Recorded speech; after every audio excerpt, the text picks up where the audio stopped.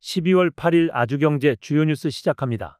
총사업비 523억 원이 투입된 기장군 정관읍 소재 아쿠아 드림파크 조성 사업이 총체적으로 부실했다는 감사원 감사 결과가 나왔습니다.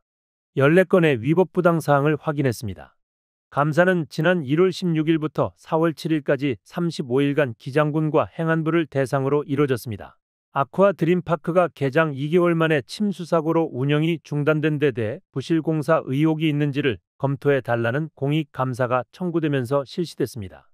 감사원에 따르면 기장군은 투자 심사 결과를 따르지 않고 과도한 비용을 들여 실내 수영장을 건립한 것으로 드러났습니다. 이렇게 부당사항 14건 중 3건은 징계, 6건은 주의를 각각 요구했고 나머지 5건은 통보 조치했습니다.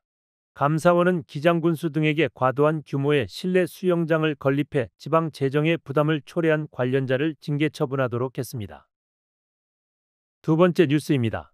내년부터 5년 주기로 정기 세무조사를 받는 법인의 수입금액 기준이 1,500억 원 이상에서 2,000억 원 이상으로 상향됩니다. 대상 선정 기준이 완화되면서 정기세무조사를 받는 기업 수는 올해보다 줄어들 전망입니다. 국세청은 법인세 사무처리 규정 개정안을 행정예고하고 내년 1월 1일부터 시행하기로 했습니다. 과세당국이 5년 주기의 순환 세무조사 대상 기준금액을 상향하는 건 2019년 이후 5년 만입니다.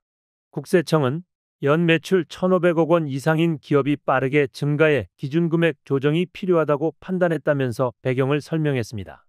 올해 법인세를 신고 납부한 법인의 2022년치 매출액이 2천억 원 미만이면 내년부터는 정기 세무조사 대상에서 제외되는 겁니다. 이렇게 되면 세무조사 대상에서 빠지게 된 연 매출액 1,500억에서 2천억 원 사이인 기업은 700여 개로 추정됩니다.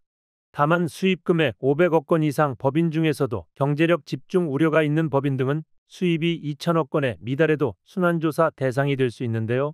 수입금액 2천억 원 미만 법인은 순환조사 대상은 아니지만 성실도 분석에 따라 세무조사를 받을 수 있습니다. 다음 뉴스입니다.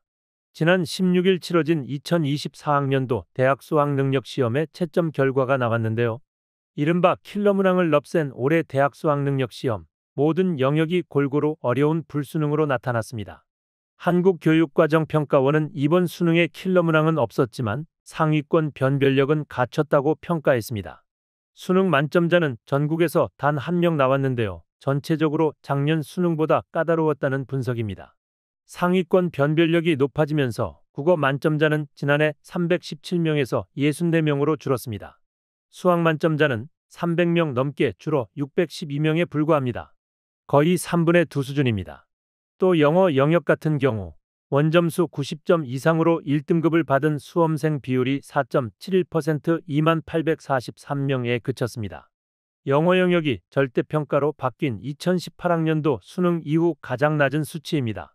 출제 측면에서 변별력 확보에 지나치게 의식하다 보니 올해 수능이 지나치게 어렵게 출제되면서 난이도 조절에 다소 실패했다는 평가도 나오고 있습니다. 체감 난이도가 상승하면서 수능 최저학력 기준을 맞추지 못한 수시 탈락생이 늘어날 것이라는 전망이 나오고 있습니다.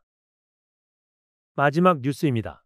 지난해 우리나라 가구당 평균 자산이 1년 전보다 2천만 원 이상 줄어든 것으로 나타났습니다. 가구 자산이 줄어든 것은 관련 통계가 작성된 2012년 이후 처음으로 고금리에 따른 이자 부담과 부동산 경기 침체 등으로 집값이 일시적으로 내린 데 따른 영향으로 분석됐습니다.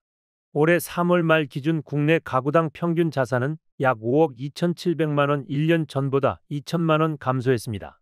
금융자산은 1억 2,600만 원으로 지난해보다 3.8% 증가했지만 실물자산은 4억 140만 원으로 오히려 5.9% 감소했습니다.